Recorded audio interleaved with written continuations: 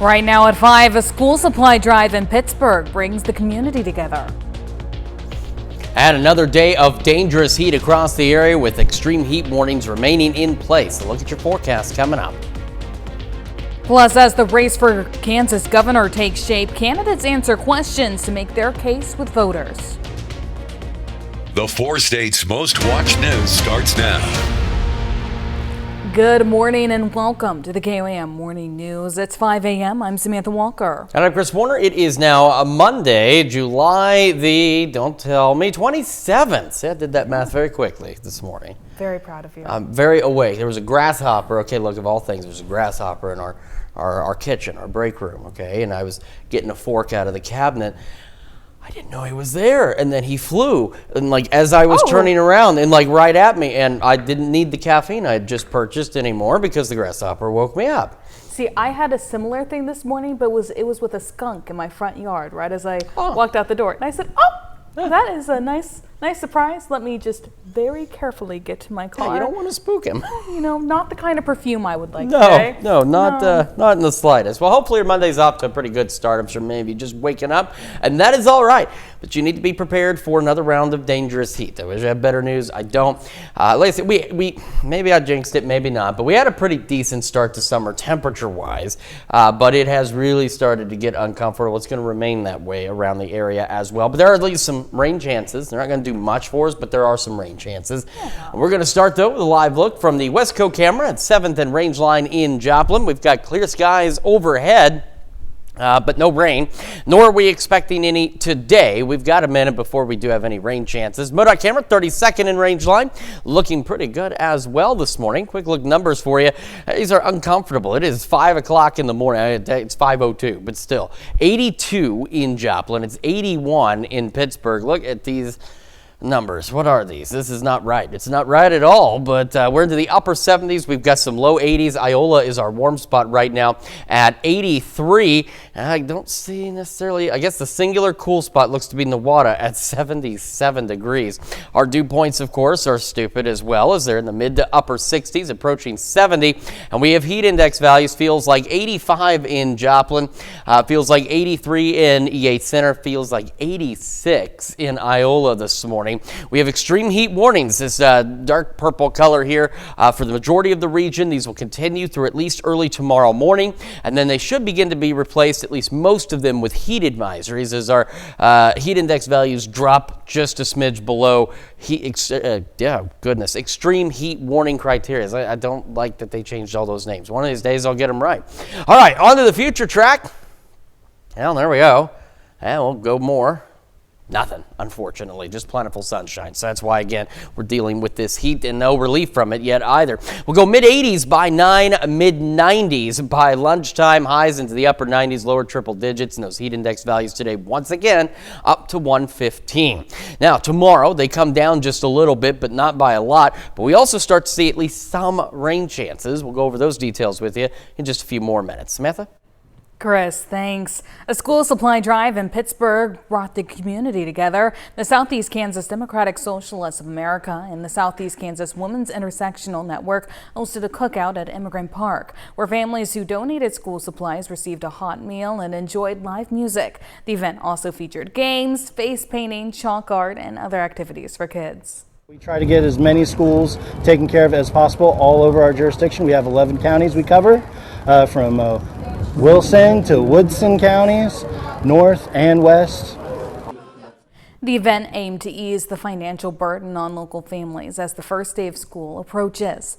Well, the race for Kansas governor is taking shape, and the candidates are making their case to voters. KOAM's Blake Goley sat down one-on-one with each candidate, asking the same questions on the issues shaping the campaign. This morning, we begin with rural Kansas. Rural Kansas faces big challenges, from keeping hospitals open to attracting employers and retaining young people. I sat down one-on-one with each candidate and posed the same question. What would your administration do to strengthen rural Kansas? Here's what they had to say. But you lose your hospital, you lose your town. because nobody's going to bring in manufacturing if there's not a hospital there. So we have to look at the reimbursement process as it relates to the insurance companies that are doing business in Kansas. Why is a doctor in Pittsburgh being reimbursed less than somebody in Johnson County? The insurance premiums for the patient aren't different. And for these communities to grow and to be able to support a hospital is that they need to have a school that actually is educating their kids. So along with my plan of abolishing property taxes, I would close the State Department of Education. That'd save us $300 million a year, stop taking federal funds. We are so far behind our neighboring states. We have to have a discussion about that. And, I guess now the good news is we can learn off some of the other states, but we have to address the healthcare, because if you can't have a community that will survive or thrive without having a hospital and medical care. We kill mom and pop downtown stores and kill our downtowns by giving huge incentives to large companies and not taking care of the actual fabric that knits our communities together. So our focus needs to go back to them and stop giving large corporations huge amounts of breaks. Our Senator Roger Marshall got $50 billion in the big beautiful bill, right, for rural health transformation, and it's going to be important and key for us to have a great relationship with this administration to get as many of those dollars as we can here, helping us transform rural health. Now we turn to the Democratic candidates. They were given the same question on strengthening rural Kansas. Here's how they responded. Because when we don't expand Medicaid, we're paying for hospital bills that people can't pay for. Additionally, each year the legislature brings forward different bills to avoid Medicaid expansion, and those cost money. So we are paying an inordinate amount just to avoid Medicaid expansion when that's actually the answer. We need to also forgive student loans for a broader range of healthcare providers who are willing to practice in rural areas. And as a state, we need to have a long-term strategy to get more rural students going to medical school, going to nursing school, so they can go back and practice in their communities. And that's what Kansas needs, is a governor who brings people together, solves the core problems that we have in this state, which includes healthcare, includes education, and includes water. Those are all topics that we can agree on as Kansans, and it's about finding solutions, not being divisive and arguing. That's a look at this morning's top stories and weather. Coming up on the KOAM Morning News, San Diego Comic-Con took place over the weekend and came with some surprising Marvel announcements. Topping World Watch, UN Secretary General Antonio Guterres says that Syria has an opportunity not only to recover from conflict, but to build a, quote, future that is more stable, more inclusive, and more prosperous for all Syrians. Concluding his visit to Syria yesterday, the UN chief said political change must now deliver tangible improvements for all Syrians, backed by sustained international support. Guterres also called on Israel to respect Syria's territorial integrity in the Golan Heights. The Secretary General's landmark trip to the country came after more than 15 years since the UN chief has visited, and the first since the fall of the brutal Assad regime. Seattle police say 3 people were killed and 5 injured in a mass shooting. It happened yesterday at a food festival attended by thousands of people at the Seattle Center, about a block from the city's iconic Space Needle. Witnesses say they heard about 7 or 8 shots, and then people began running. Police say 2 people died on the scene and 4 were transported to the hospital, including a 2-year-old. Another person was injured but declined medical treatment. Police say they have now 1 suspect in custody. They would not say what might have prompted the shooting. Police say the investigation is ongoing. Well, coming up, summer heat continues in the area, but Chris is tracking some storm chances in the Skywatch Weather Center. This weekend's Comic-Con in San Diego featured the usual barrage of revelations and announcements, including an A-list actor's first foray into the Marvel Cinematic Universe. David Daniel has that and more in today's Hollywood Minute. I felt like this is sort of a lightning in a bottle. Ryan Gosling is finally joining the MCU. Marvel announced at Comic-Con he'll play the supernatural motorcyclist Ghost Rider. Sean Levy, who's currently directing Gosling in Star Wars Starfighter, will direct him in Ghost Rider as well. Starfighter hits theaters next May. Ghost Rider is due out in 2028. You're a man who needs to control his fate. They cannot control this. The Odyssey has been leaked online. One copy of the Christopher Nolan blockbuster had more than 2 million views on X before it was taken down and the account that posted it was suspended. That hasn't kept the Odyssey from dominating the box office. It's made some $640 million worldwide in its first 10 days. There was a hunger in China for connection with the West. Their eyes were open, their hearts were humming. Wham! 10 Days in China looks at George Michael and Andrew Ridgeley's 1985 shows in Beijing and Guangzhou, the first Western pop group to perform in China. The documentary opens in theaters Tuesday. In Hollywood, I'm David Daniel. In other Marvel news, a new Black Panther has been announced, and Ryan Reynolds' Deadpool joins the cast of Avengers Doomsday. Well, now here's Chris with a quick look at your forecast. Given the heat that we've been experiencing, I'm sure some of you probably believe that we're already living Avengers Doomsday. The bad news is we're not going to get a lot of relief anytime soon. The good news is at least there's some rain chances out there. So our extreme heat warning continues through tomorrow morning. It'll transition for most of us to a heat advisory as we go into our Tuesday, and then we do have some shower and thunderstorm chances Tuesday through at least Friday. We're going to break it all down for you, talk about this heat and those rain chances when the KOAM Morning News returns. Here's your Skywatch weather forecast from the trusted Roper Kia Weather Center. Welcome back to the KOAM Morning News. Coming up now on 5:19 on this Monday morning, starting again with the heat alerts map. We will be starting with the heat alerts map, at least for today and tomorrow. We'll see if it goes beyond that. But in this magenta color, purple, whatever color you want to call it, this darker color here, that is the extreme heat warning. It continues through at least tomorrow morning for many of us. The orange is a heat advisory. Now, the plan tomorrow, depending on how the forecast holds, is many of us will see the extreme heat warning drop off in the morning.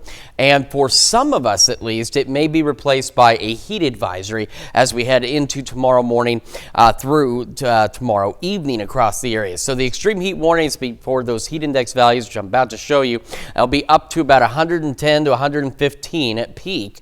And then we'll get into heat advisory criteria, which will be 105 to 110. So it's not a huge improvement, but in terms of the law of the land, if you will, on how these things are handled, it goes to heat advisory status. So here's what we've got today, and this is again why the extreme heat warning's in place. Heat index values by 3 at 110 to 115. Tomorrow gets a little more interesting. When we get to the future track, it's going to line up with what you're seeing, but keep in mind a lot of things can change. There's a weak cold front coming through tomorrow, and when I say weak, I mean this thing is not going to do much for us other than shift the winds. And unlike the last one we had where eventually the temperatures drop, it's not the case with this one. But take a look at noon tomorrow compared to what we showed you for noon today. That's because at least at this point, a few isolated to widely scattered showers and perhaps a rumble of thunder will be out there. The problem is if you're not under any of those showers, or if you get one and it clears out and you get back to those sunny conditions again, it's still uncomfortable. Heat index values easily 105 to 110 yet again. As we go into our Wednesday, shower thunderstorm chances are there again. They're still very isolated to widely scattered. So ahead of it, 105 to 110 on average for those heat index values. And eventually, again, some of us could get some showers. So today, we can kind of just skip right through today because there's absolutely nothing from a precipitation standpoint to keep an eye on. Now tomorrow's clouds will begin to increase a bit. We're going to have partly to mostly cloudy skies throughout the day. And then showers and storms start trying to work in at least in the morning hours. We're saying, let's say after 8 a.m. As you can see, there are not many of them. They're fairly isolated. What we do see doesn't last too terribly long. We do get a bit more cloud cover. I think Future Track in this case, and this is a rare thing, is going a little too much on the clouds, but still, we could get a few of these showers. Otherwise, as you can see, a good portion of us will remain dry, and skies clear out a bit as we go from Tuesday night into Wednesday morning before clouds return. Wednesday, still looking to be mostly cloudy skies, and roughly the same time, shower and thunderstorm chances begin working again. It's a little better organized, but as you can see too, still most of us are dry from this activity. It doesn't do a lot, but it tries. I mean, you get a few rumbles of thunder, some showers out there. It could get a couple into the late evening hours and then into Friday as well. Friday is our better rain chances out of any of the days we have this week. As for today, though, again, a nice heat up, or very big heat up. We'll go sunny skies, low 80s to start, low 90s by 11 o'clock this morning. Could be a bit breezy. Southwest winds occasionally gusting to 20. We'll go into the lower triple digits today and tomorrow. And then we'll have those winds shift out of the northwest behind this front. Not much to it, like I said. And as you can see, there's really no impact on our temperature. Shower thunderstorm chances scattered Wednesday, Thursday. As we get into Friday, slightly better chances. And this system actually does help us with our temperatures, albeit briefly, because as we roll into next week, those triple digits are set to make a return. That's Check Your Forecast. We're going to send it over to Samantha with Health Watch. Thanks, Chris. A new over-the-counter pain relief option will soon be headed to the store shelves after the Food and Drug Administration approved a new non-prescription combination of Tylenol and naproxen. The non-opioid pain reliever, which can provide as much as 12 hours of relief, is for adults and children over 12. It can help with headaches, back pain, muscle aches, and minor pain from arthritis. The pain relievers work differently, with Tylenol disrupting pain signals immediately, while naproxen targets inflammation. Well, several states are dealing with a growing outbreak of cyclospora, a parasite that can contaminate fresh foods and water. The FDA is investigating 6 outbreaks this year, including a multi-state outbreak in the Midwest. Jen Sullivan explains how you can help protect yourself. Cases of a diarrhea illness known as cyclosporiasis have risen drastically this summer. It's a gastrointestinal infection caused by a parasite. It's transmitted by food and water. As of Friday, 41 states have reported at least one case this season, according to the Centers for Disease Control and Prevention. But this specific outbreak is concentrated in the 9 states listed on this map. Their health departments have reported over 12,000 cases of cyclosporiasis so far this summer. At least 98 people have been hospitalized, according to the CDC. This may be a more complicated set of outbreaks than simply just one with one source. Symptoms include explosive diarrhea, nausea, abdominal cramping, bloating, and fatigue. And unlike a stomach bug that lasts 24 to 48 hours, symptoms of cyclosporiasis can last for weeks if untreated. The Food and Drug Administration says the likely source linked to the 9-state outbreak is shredded iceberg lettuce from Taylor Farms to Mexico. The company voluntarily recalled the product last week. We do have the outbreak under control. We have done extensive forensics, epidemiological forensics. But experts say symptoms of the illness can take up to 2 weeks, and the epidemiological curve of new cases hasn't yet slowed. It's going to be hard to sort this out for one of these major centralized distributors. The CDC recommends washing all fruits and vegetables thoroughly before eating and notes washing alone cannot guarantee the parasite's removal, but cooking can kill the parasite. And make sure you're not eating lettuce that has been recalled. I'm Jen Sullivan reporting. That's a look at some of today's top health stories. We'll be right back. In Consumer Watch, as the war with Iran rages on, oil and gas prices are rising again. The war has significantly slowed global oil production. As Jen Sullivan reports, the low supply and high demand are driving up prices. Drivers are paying more for gas once again, and experts worry prices could remain high until the U.S. and Iran war ends. We're in a very critical situation. Oil topped $100 a barrel on Thursday for the first time since May. As of Sunday, the national average for a gallon of regular gas was $4.11. That's up 21 cents from a month ago and nearly $1 more than a year ago, according to AAA. I think the last few days of military action we've seen from the United States and from Iran is really meant to increase each side's leverage. As the violence between the U.S. and Iran escalates, oil operators are worried to travel through the Strait of Hormuz due to safety concerns. And that's having a significant impact on global oil production. When the war started, there were still some levels of reserves, but we've been drawing down on that.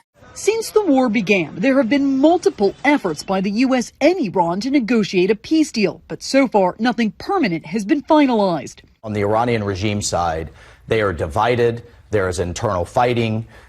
Some are seeking the guidance of the supreme leader. Others want to move into a different direction. President Donald Trump saying he's not ruling out more military action. There's a military exit where we just keep going just the way we are, and we can even make it a heavier dose, and it's knocking out everything they have. Or there's a smarter strategy, and that's you make a deal. Experts say gas prices typically go up during the summer because demand is high. People are traveling more. The low supply and high demand could keep prices high through the end of summer and beyond. I'm Jen Sullivan reporting. Another heat wave is gripping parts of the country, and when temperatures soar this high, more people turn on their air conditioning to keep cool. That extra usage puts a strain on the country's electrical system. The Energy Department is taking action to try to prevent blackouts from happening. It's issued an emergency order to keep Americans in 17 states, including the 4 states, powered during the heat wave. The order directs the Southwest Power Pool to take steps to help keep the electricity flowing. Energy Secretary Chris Wright said the Trump administration also is tapping into unused backup generation to make sure there is no disruption in service. The order took effect yesterday and is expected to end on August 3rd. The Greek epic everyone's talking about had another huge weekend. David Daniel has the early estimates for the top 5 films in theaters. I know the perfect monsters for your movie. Let's go. Minions and Monsters made another $9.6 million, falling to 5th place.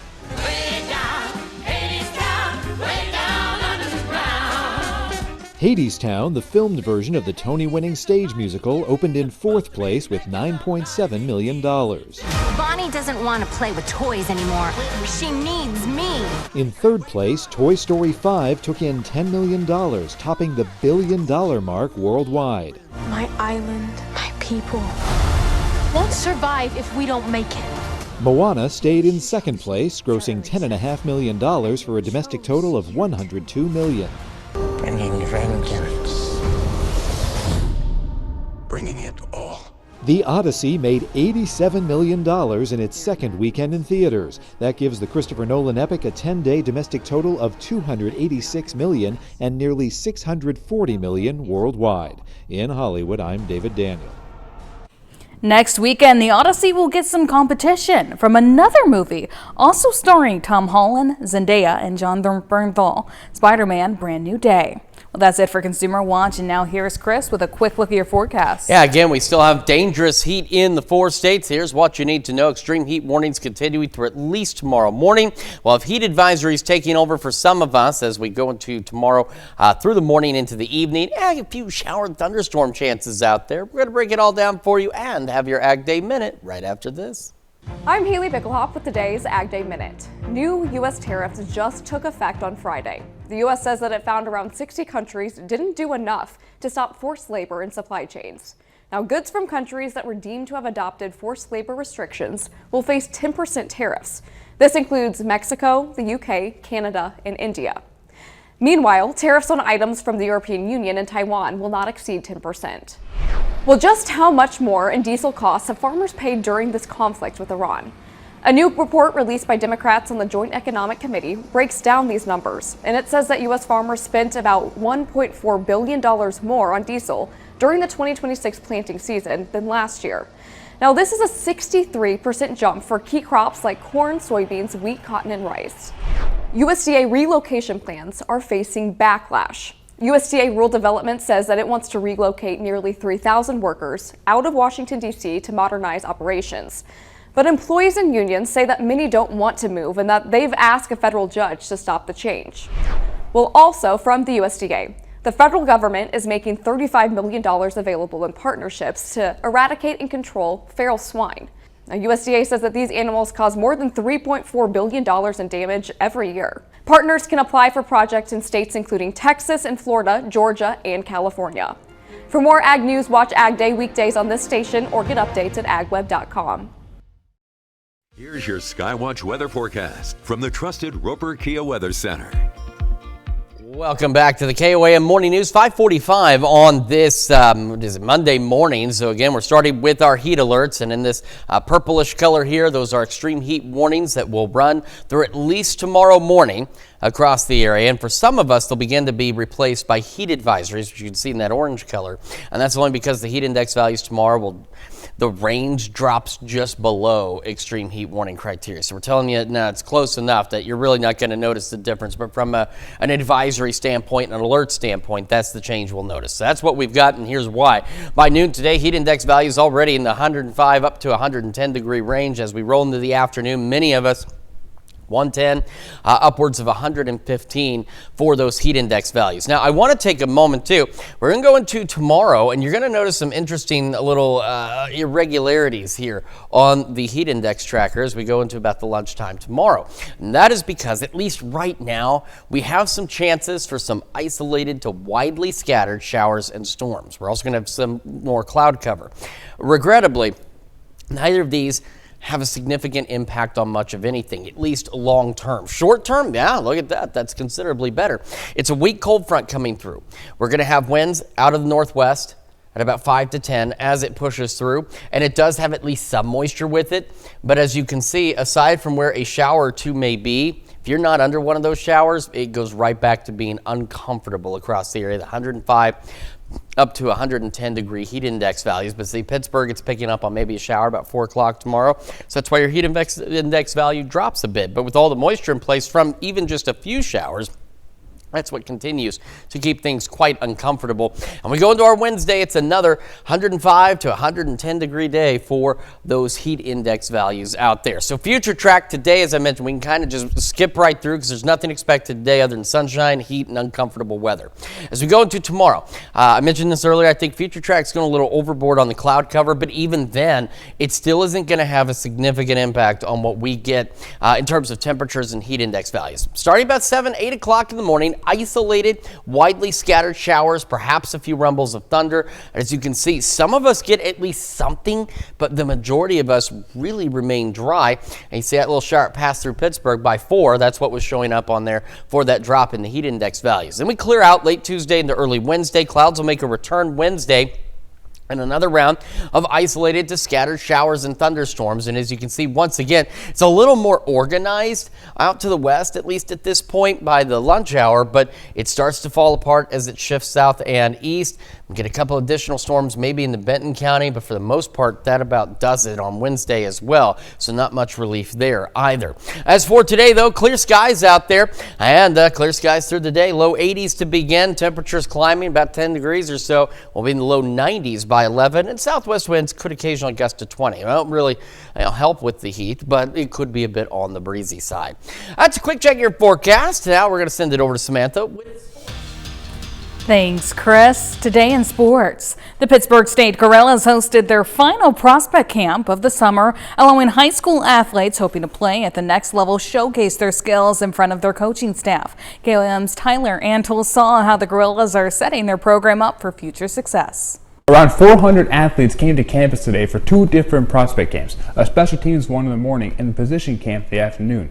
For college coaches, it was more than just a chance to watch highlights, but it was also a chance to evaluate recruits with their own eyes. I think number one, first and foremost, it's a chance for us to evaluate, a lot of the kids that we've been recruiting, the last couple of years. And alongside the evaluation process, these camps offer athletes the chance to be coached by someone at a higher level, making themselves more prepared for their respective upcoming seasons. Athletes also get the chance to compete against someone at their same position, allowing them to build relationships with one another. Just really the experience, the new people you meet, the people that are playing your same position in football, out here at this camp, talking to people with similar interests as you. It's a really good experience, and I make a lot of friends at these camps. For the coaches and staff, this gives them the chance to get back into football again. I think just, for us, kind of the tail end of the summer, end of July, right before we start fall camp, it's a chance for us to get back into coaching a little bit. We don't get to do much with our current players in the summer, so getting out here and getting to interact with kids and start coaching them up again before fall camp starts, pretty fun. At Pittsburgh State, Tyler Ansel, KOAM News.